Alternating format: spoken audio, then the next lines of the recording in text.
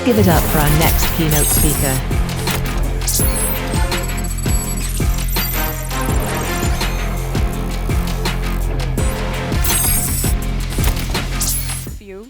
And I'll share a secret in a safe space here. This is the first time I am sharing this story on stage as a presentation. So do leave me feedback at the end. I have done interviews on this topic, I've written blog posts, but not really done a presentation. So this is really exciting for me too. I'm going to start by asking you all a quick question. What is the first thing that comes to mind when you think about filmmaking? Are you thinking about a famous director, a famous actor, the red carpet, the awards? We as designers are so good at detail-oriented thinking, as Anil pointed out in our last panel discussion. Yes, as a filmmaker, we all sit here and dream about, I'm going to walk down that red carpet and get that best filmmaker award or that best jury award. And guess what? We actually did that with our film. So this story is going to share with you how we made that happen and also how design thinking helped me in this process. Thank you so much for all the intro that I got and the long list of what my life has been so far. But I just wanted to share with you that I started my career both as a designer and filmmaker around the same time. I did have early experience in film, but then I went into design, and that really helped me have a job that, like a lot of us have talked about here before, that paid the bills. And in retrospect, it's been one of the best skills I've learned. It lets us creative, passionate people be creative in a corporate environment. So I've worked at companies like Twitch, eBay, Intuit, currently at YouTube, launched multiple products, and across global countries and in different domains. But I'm also a filmmaker. I'm a creative at heart, and I have a lot of passion to bring ideas to life. And so, I've had this film that I'm going to talk about today is called For Hero to Go. And it is set in the San Francisco Bay Area, which is a story about immigrant Indians, young, ambitious immigrant Indians, who have this dream of making their startups come true or living in a different country. And it's a cultural assimilation. It's also a comedy drama. So it was a very large, ambitious project, which was done as a small independent film by a design team. So I'm going to talk to you a little bit about that. And we really were able to take the story to a number of film festivals. We won the jury award at Seattle. We showcased at Mami in Mumbai, if you all are familiar with it. And that was in the top 10 with sold-out shows. We got rights to distribute on Netflix, and it's currently playing on YouTube with ads, if you'd like to watch it. So before I move on, I'd just like to do a quick poll. Any filmmakers in the audience? All right, awesome. Are you a director, producer, or all of them? Awesome, very good, welcome. Any aspiring filmmakers in the audience? All right, we have a few, great. So hopefully this resonates with you. So I just wanted to say that I had the opportunity to help on some films early in my life. I didn't pursue it professionally for the last few years, but while I worked on my corporate job, I couldn't let go of this desire to do something and make something happen. And around this time, I met somebody, a fellow designer, who also liked writing and had a script ready to go. But we didn't know where to start. Here we were, two designers at corporate jobs, not knowing where to start and what to do. So what did we do? What are we good at as designers? We're really good at problem solving. We're really good at taking ambiguity and finding a path forward. So we fell back on what we knew the best, and that is the design process, right? This is a very simple graph. I know this can get more complex, but a very simple illustration of empathize, define, ideate, prototype, test. So we fell back on this and said, okay, let's start with the first step.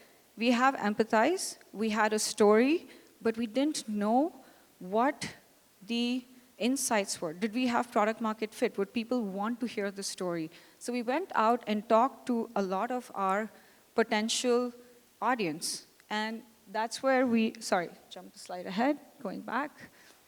We sat down with families, 60 plus families in the Bay Area, and interviewed them. We talked to them about, hey, is this story something you would watch if we made this into a film? Here are some of the scenes in the movie. Do you think something's missing? And we really got excellent feedback and insights and learning, which led us to add a couple scenes to the film. And once we did this, we said, okay, now what? We had come to the next stage.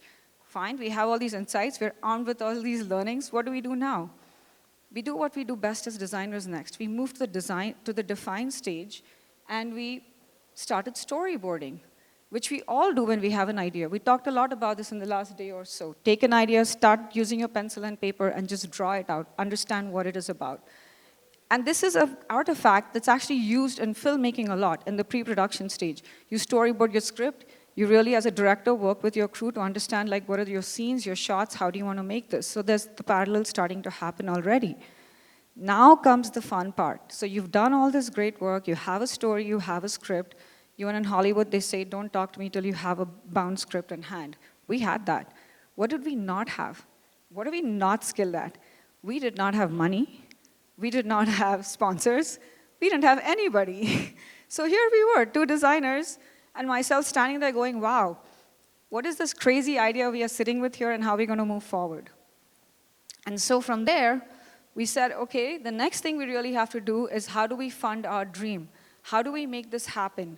And call it naivete, call it being first-time filmmakers. We just did what I love, one of our Hindi words, jugaad. We took whatever it took to get us to the next level.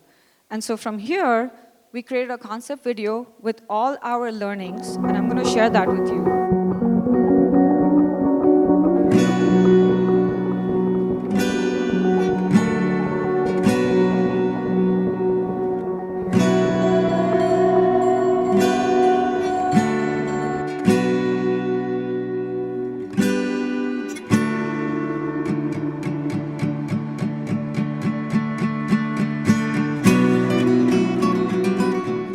Hey Shweta, how are you? Can't believe it's been 7 years since I left Mumbai. You probably don't even know where I live in the US. So I'll pause there. This concept video was shot, if some of you are sitting there going, wow, that did not look super great, that was grainy, that was not high quality. It wasn't. We shot it with a pretty cheap camera. I was editing it, getting some help from one of my ex-editing friends, but we had what we called a demo. What we call a demo in design, and then we had an artifact to go fundraise.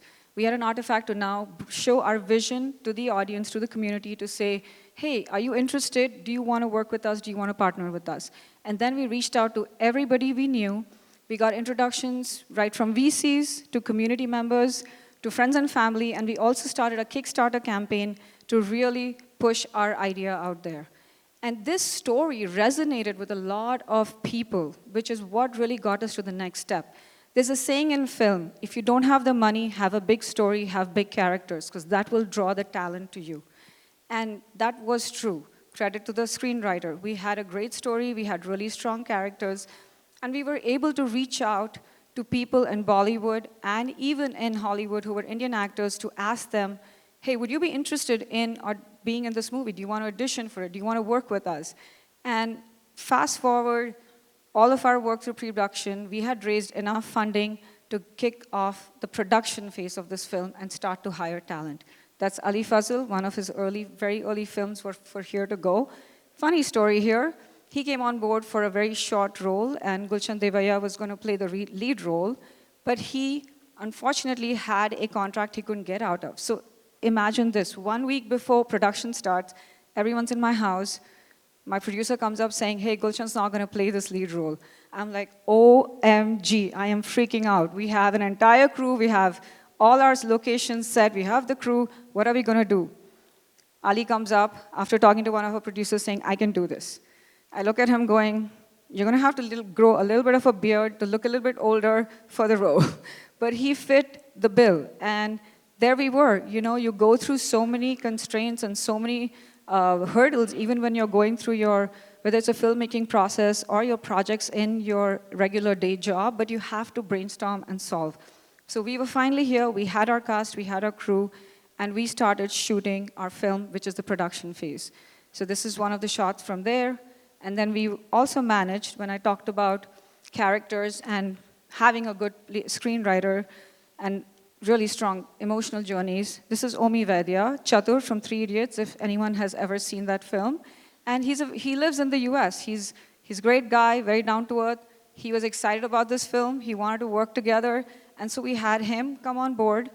In fact, one of our mornings, I got a call at like 11 at night saying the location next day is not going to work. We show up, and Omi's like, you know what, let's just go knocking on everyone's door, and let's find out who's going to give us the next location. That's the kind of thing we had to do as a small independent film to really move this project forward. So in some ways, this is iteration. You don't have exact, it's a little bit of different iteration from the way you do in design, but when you're making your film, things can go wrong on set when you're there, the days you show up, but you iterate, you figure out ways, and you move, find a path forward. And so from there, we made, and we were able to, keep completing shooting and film. This is our production crew. That's the cameraman and our DP. This was supposed to be a super sunny day for Omi's on the other side of the camera for a bike ride, but we had a lot of fog. But we still persevered and shot through and made the scene happen. So these are the kind of things that you go through, which you don't anticipate, you don't expect, but you have to be mentally ready and be resilient to deal with when you're working in a project. So from here, we had finished our film. We were at that pivotal point of, hey, it's a wrap. Everyone loves saying that on the last day of the shoot. But what next? What happens now? This is just part of the job. Finishing shooting a film is part of the job. The actual work starts after this. You go into post-production, you edit, you do color correction, you do sound, and once you finish that, now what? You have a great product, then what happens? You're sitting with your editors, you're making that final product, but if you don't have distribution, and if you don't have an audience or a community you can show your film to, then you've really spent a whole bunch of time and money doing nothing.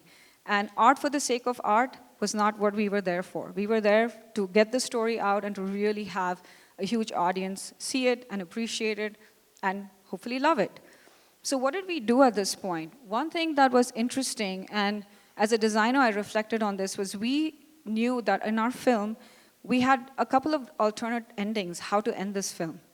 And so we shot 2 different ways to end this film in the scenes. This is where iteration comes in, after you do the definition process. And when we went into editing, we created 2 edits.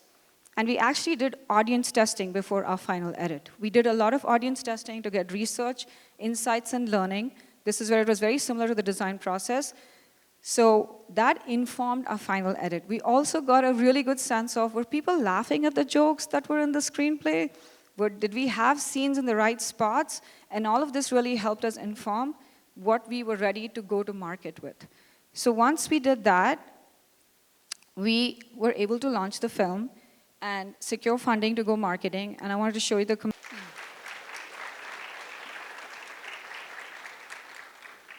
Thank you. Hopefully that gave you a sense of the film. If you want to watch more of it, you can. Shameless plug, it's on YouTube, ad-supported.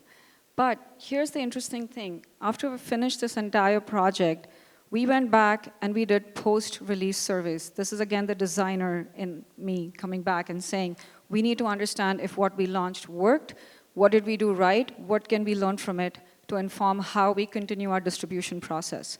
And here's some of the quotes I wanted to share with you. There were a lot. These are just some highlights. Love the movie. It was very relevant to us in the Silicon Valley. That was more or less expected given the context of Silicon Valley.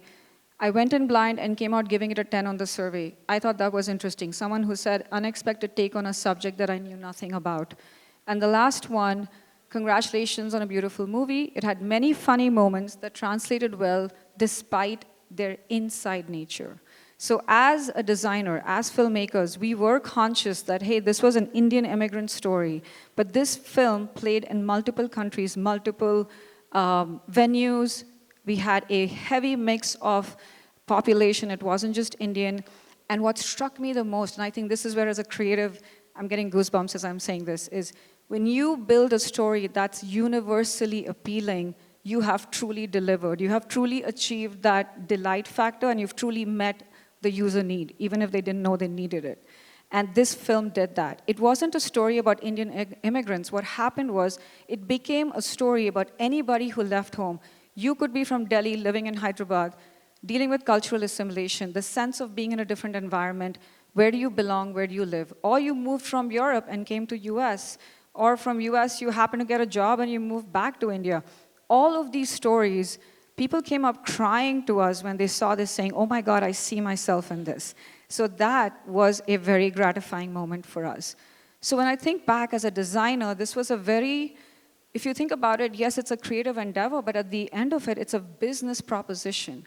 You have to make this film, you have to sell it, you have to raise funding, you have to do marketing, you have to do distribution, you have legal, there's copyright, there's so many aspects. And if I can do it as a designer, any of you can do it with anything you put your mind to, is sort of my takeaway here, if that's one thing. Because designers are really good at problem solving, they're really good at taking ambiguity and making sense of it. So from here, I wanted to take a minute to share how, as a director-producer for a movie, I saw the overlaps between the design process and the film process.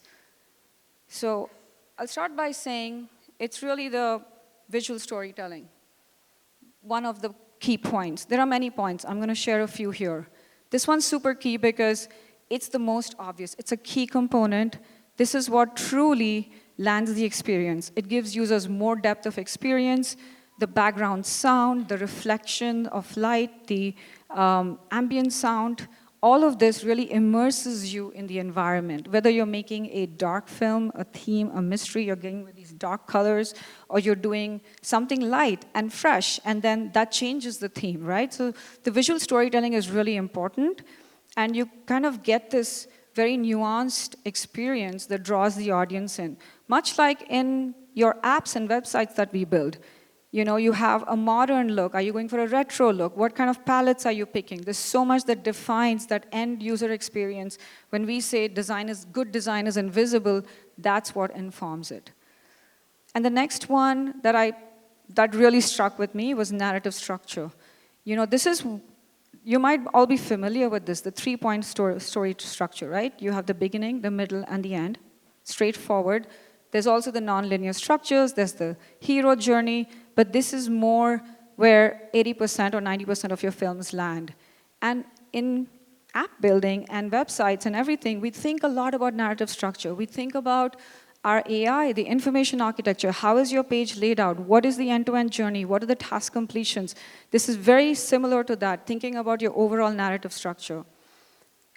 And then I want to talk about sound. Sound was another one that really stood out to me. Sound is so important in a film. It really, you know, you can have wall-to-wall silence, and then you're in this moment holding your breath, to like you're exploding with this dramatic action and, you know, a huge orchestra playing, and it really draws you into a scene. So here's an example. You see this lady, very cool looking, on stage, ready to give these concert goers a great moment, but I don't hear any sound. What does that experience feel like? Something's missing, right? And then I put some VO magic on it. And let's pray to the demo gods this works. We're going to rock this place tonight. Are you ready? Are you ready? Right? So what did that do? That immediately took you into a world where your brain is now thinking, wow, I'm ready for the concert. I want to listen to music. Sorry to cut that short. But that's what sound does. It really, it's all your senses, and it really appeals to all the invisible parts of how your brain is processing information. And so this is a big part, and then again in apps, and when we use haptic and sound and feedback, whether it's notifications or you completed a task, there's a huge parallel there on how sound is applied. The next one I want to talk about was empathy and connection. I think I'd be doing a disservice if I didn't bring this one up. It's so critical for both film and the way we as designers approach problems. What makes designers unique? There are a lot of people who can problem solve, but we bring empathy. We bring deep user research, insights, and empathy to a problem that you can stand up in a C-suite and talk about why you should build X product versus Y. That's what the difference is between you and the rest of the crew sitting at a table at a C-suite. And so this one really struck with me because when you think about your best films, the favorite movies you like, what is it that you remember?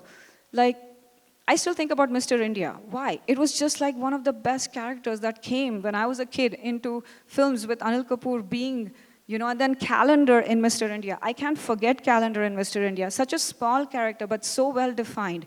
So those are the kind of things, the emotional arcs. When you think about Forrest Gump opening that box of chocolates, such a simple gesture, but the emotional arc and the journey that these characters take through a film, the empathy they generate in you, that's what connects you to storytelling. And that's what design does. We are very good at this. We go out, we learn about the world, we learn about what people want, and we come back and we talk to everybody in the room saying, yeah, that's a great idea, but have you thought about how these users are going to use it? Why are they going to care about this? We are the voice of reason. We bring that point of view to any room that we are in. And I wouldn't underestimate that power because designers really work with that. The last one is the collaborative nature. Both are extremely collaborative fields and highly technical.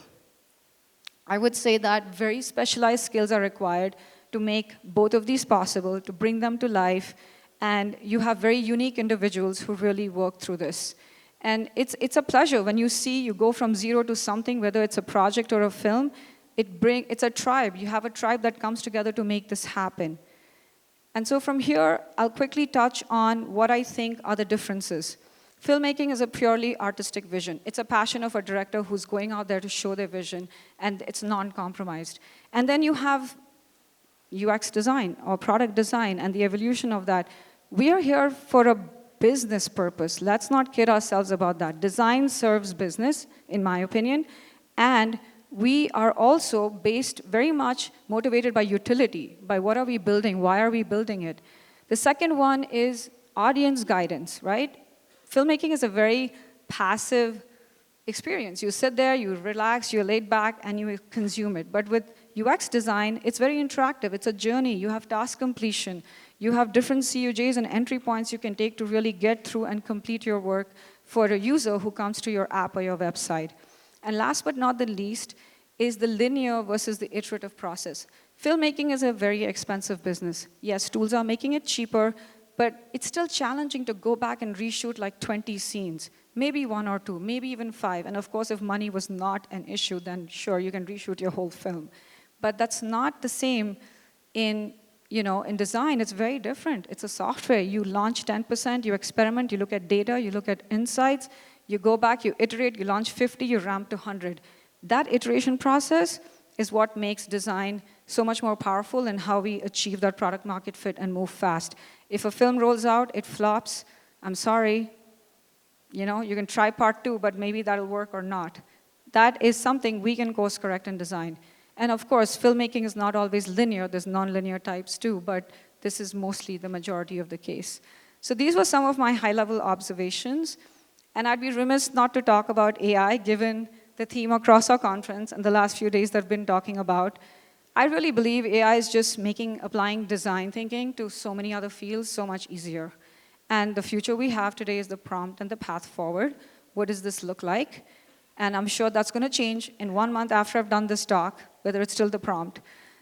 So I'm not an expert, but these are my observations based on working with the tools. It's really partnering with AI. I know a lot of people talk about, I'm going to lose my job. I don't know if AI is going to replace my job. I would say stop being afraid. Upskilling is the most important thing. Develop a point of view. Learn the skills. Get your hands dirty. Doesn't matter your level, how early, how late you are in the field. I'm a director.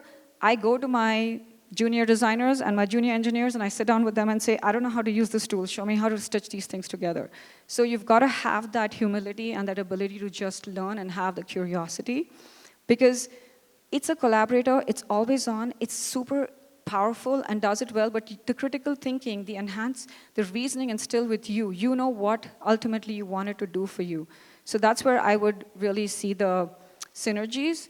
It's an accelerant. I have seen it myself in anything I want to create, even this deck with the images and, hey, how do I talk about this? It gives me great ideas. I'm able to take what I want, refine the other pieces. And vibe coding and creator tools, we're just seeing an explosion of that with what AI can do. And more than that, I think it's really multimodal. That's, I think, the most exciting part. We've seen with text and visuals, it's moved really fast. With video, it's also really moving fast and getting there. So it's only a matter of time that we're able to use it in this multimodal way. And the big theme that I think we all can't ignore is AI governance. There's AI slop, there's a lot of fake stuff. There's a lot of things happening which we know, should it be, there's ethics, there's compliance, there's attribution, there's copyright. So this is going to be a big area coming up, whether it's for film or all the apps and products we build. It's something we all have to think very deeply about as designers and be responsible when we build our products.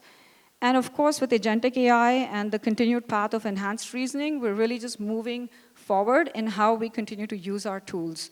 So that's where I think we're at, and I am very happy to have had this opportunity to share this all with you. Hopefully it was helpful and you had some fun takeaways. My biggest takeaway is stay curious, learn. To quote Steve Jobs, stay hungry, stay foolish. I think that's the best way forward. No matter what your field or what your role, you're always in a learning and growth mindset. With that, thank you, and please do leave me feedback. I will look forward to your comments and add more things.